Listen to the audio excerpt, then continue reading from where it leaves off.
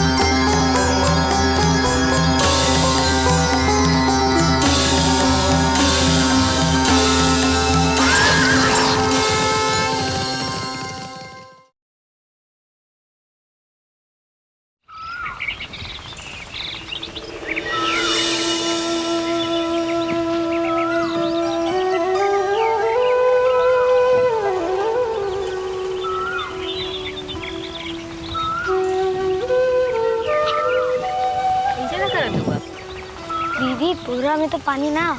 अच्छा करे चल। नहीं दीदी तू जो। दीदी के बात माने के चाहिए ना।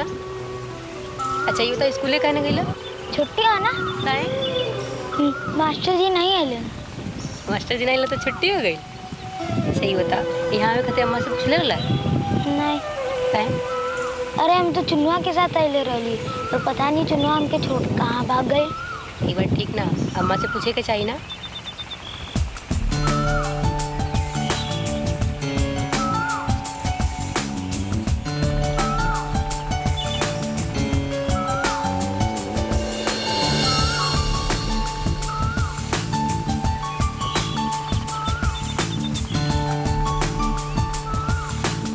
रजनी बाबूजी के व्यवहार खातिर हम तो से माफ़ी मांगत है।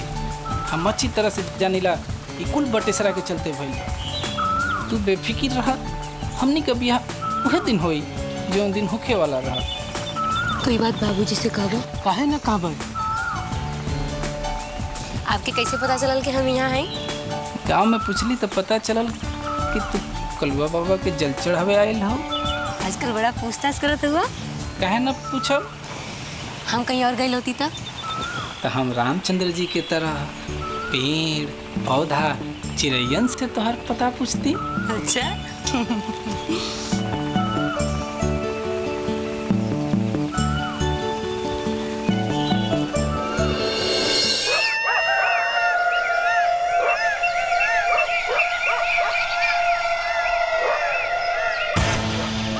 अरे कटकड़ैया कहाँ लुका गईली? चिल के बटर बॉडी नु खा गल का? कौन दुखिया का मौत ओकरे कपारे ना छटा? तोर काल हमरे घरे में खड़ा होके हमारी के ठपकी? जे का पूछ लिया ते जैसे चाबी लोग वैसे नाचे लगी। अरे दुखिया कौला का भल है? जान तो है इतना जोर मारा था। जोर तो तोके अब मारी। अपन फुट कर दिया के भेजले रे हमार ब्याह तोड़े खातिर। हमार ब्याह आनंद बाबू से ही होता और वही दिने होता जोने दिनवा तय रहे। करे कटकड़ैया कलेजा पर सांप लटे लागल ना। रजनी चुप रह। चल छोड़ बंद कर जो। छोड़ के आज एक कटकड़ैया कते करो का तुम बता के रहो। ई हमार ब्याह तोड़ चाहत ना एके तुम छोड़ नहीं। अरे दुखिया कौला ज्यादा बोलबी ना तो तहार थोबड़वा लड़वा से पूछ दे सकते। हमार कुछ तो चिकन नहीं का। अरे फट थोबड़वा से का रे का कर भी ते हाथ लगा के देख खुद मालूम हो जाए। अच्छा हमके आए के आए। अरे मुसीबत कहे मोल ले थे रे चल घर चल। पेट नहीं वैसे हम नहीं। चल अरे जो चल कटोरिया से अखबार फाड़ के निकाल लेता है। ठीक है यार दिखावट पिया। अरे बच्चा सा ना बोल माई। बोल माई का बात हो? रजनिया कह के गलत है ना कि ओकर होए वाला मर्द अब यही गांव में है। कान खोल के सुन ले। अगर ऊ ससुरा एक गांव के बाहर सही सलामत चल गल ना तो हर खैर ना समझ ले कि ना। ना जाई माई ना जाई। तू काहे घबरात है? बाकी का हले माई का हमार रजनिया से ब्याह करेबी ना।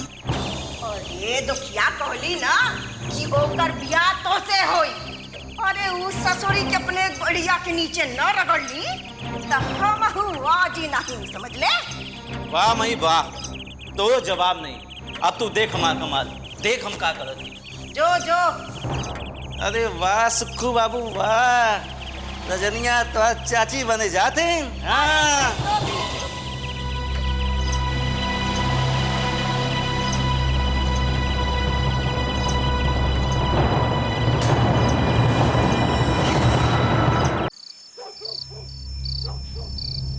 तू लोगन इतना चिंता काहे करत हुआ? ऐसे कहाँ मिली? कलुआ बाबा सब ठीक कर देंगे। ठीक है कहा तो मलकिन, कलुआ बाबा डकैतन के पकड़वा देलन, मालो मिल गए। अब तो कलुआ बाबा के चढ़ावा चढ़े के चाहिए। चढ़ावा तो चढ़बे करी। अरे कलुआ बाबा हम लोगन का भगवान हो, लेकिन पुलिस के लगत हो कि सब कत्ल के पीछे कौन हत्यारा हो, और यही पता करे खातिर सीआईडी वाले आयल हुअन। केहू के आए के का हुई जब कुल कलुए बाबा करत हुअन। कोई कुछो करे चाहे न करे, पर हर महीना 2 महीना पर एक न एक कत्ल हो जरूर हो सकेला कलुआ बाबा के यहू के पीछे कौनो मनसा हो।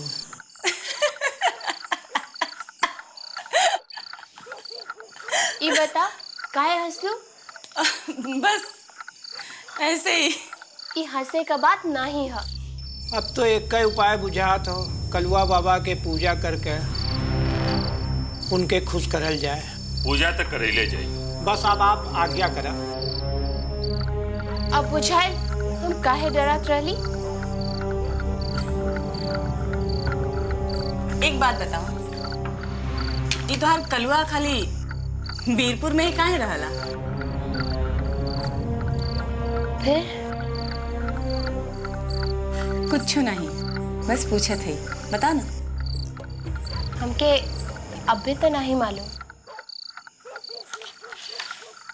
फिर कब मालूम हुई?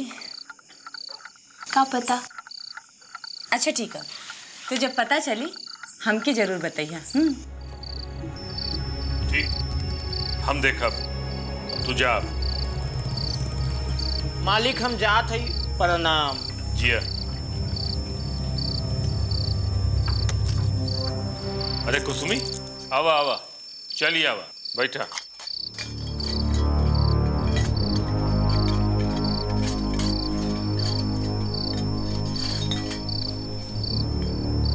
बतावा का बात?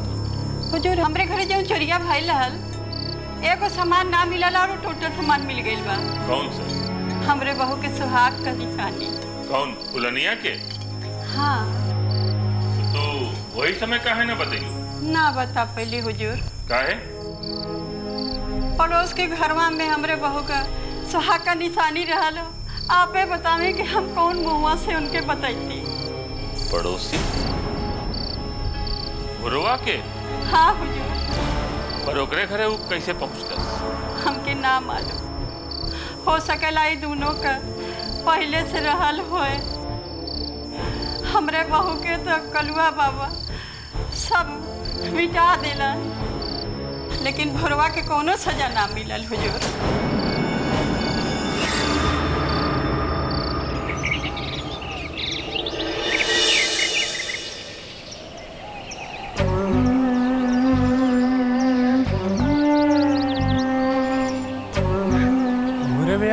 भूरे भैया कुसमी पंचायत में तोहार शिकायत कैले है, वही से हुजूर तहरा के बोलैले हुए।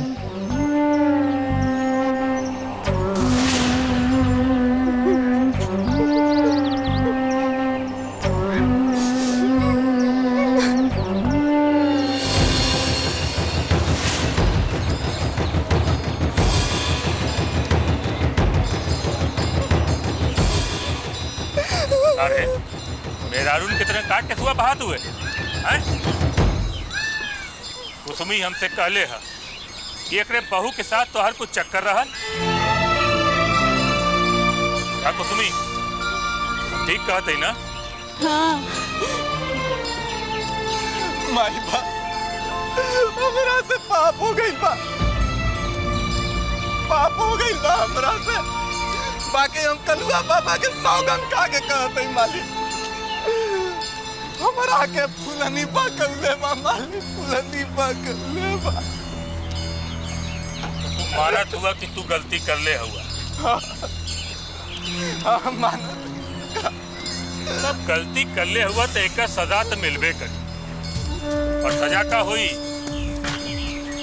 गांव वाले बताइए। का पुजारी जी?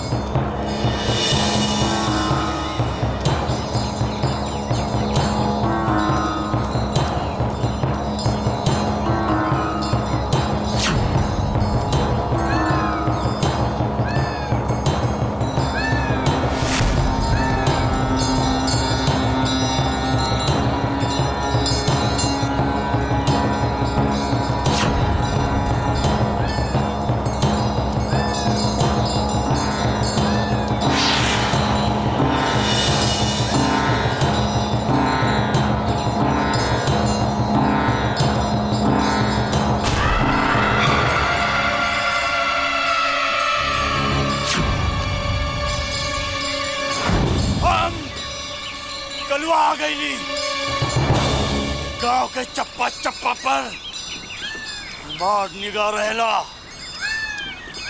फुलनी अपने मर्द के धोखा देलस तो के गर्दनिया धड़ चलक कर देली। कुमारा रहा बाकियों का साथ देलस। ऐसे कर इतना सजा की एक 3 पुस्त हमरे मंदिर के साफ सफाई करी, भीख मांग के गुजारा करी।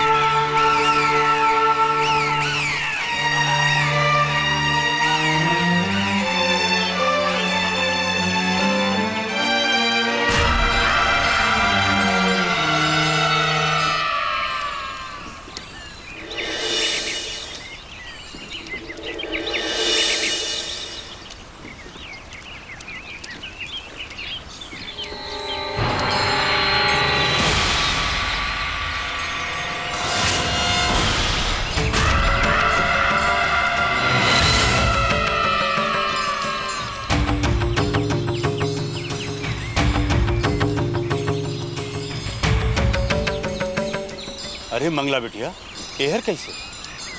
अम्मा नहीं आई? नहीं पुजारी जी, ये हमार सहेली रंजना है। यह कलवा डीह देखे के चाहत रहल तो हम यह के साथ चलेली। हाँ हाँ, काहे नहीं।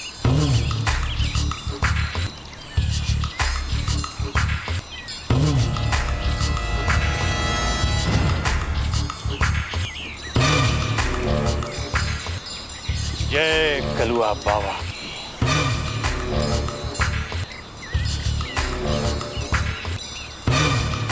ला बेटी।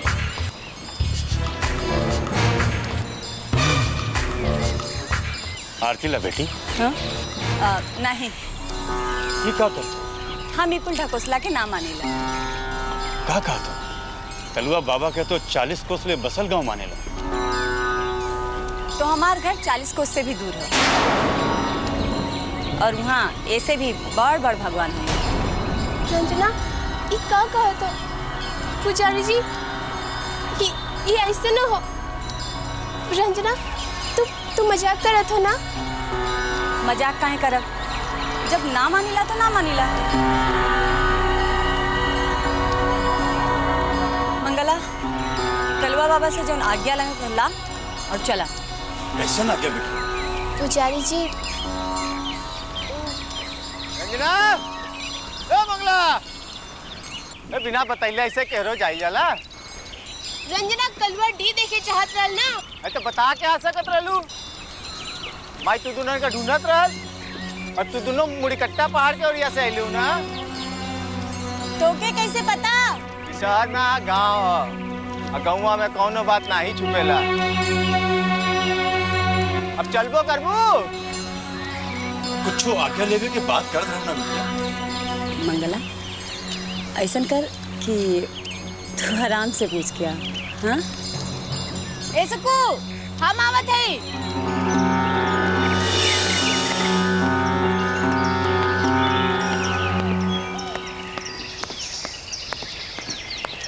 मंगला मंगला पूजा करके आई। कनी हाथ दा। बहुत सा सीढ़िया है। अरे दाना संभाल के पकड़िया। दोनों हाथ। चला।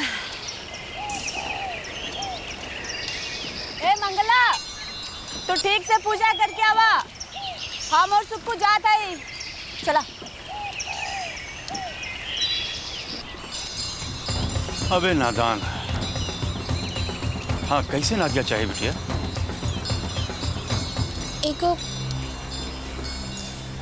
एगो काम वास्ते। ऊपर आ जाओ।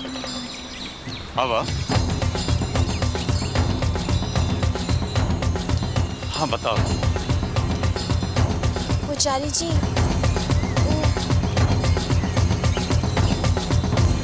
तो केहू से प्रेम करे लो।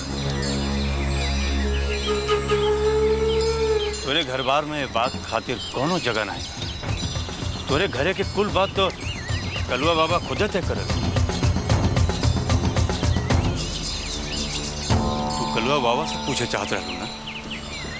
बैठा बैठा।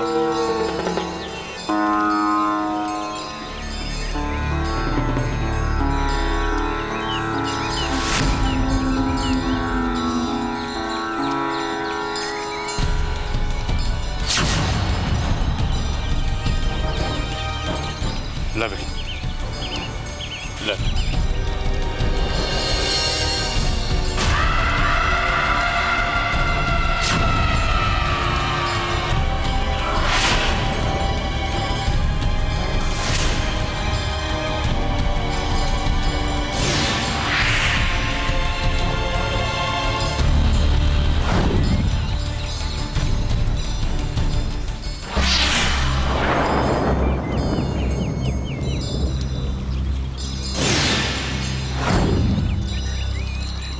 आज्ञा मिलल बिटिया? जी हम तो फूल मंगले रहली और भभूत मिलल है। एकर मतलब कलुआ बाबा के आज्ञा है। वैसे कोनो बात नहीं। कलुआ बाबा से कोनो बात 3 बेर पूछल जा सकता। फिर से पूछ ले। जय कलुआ।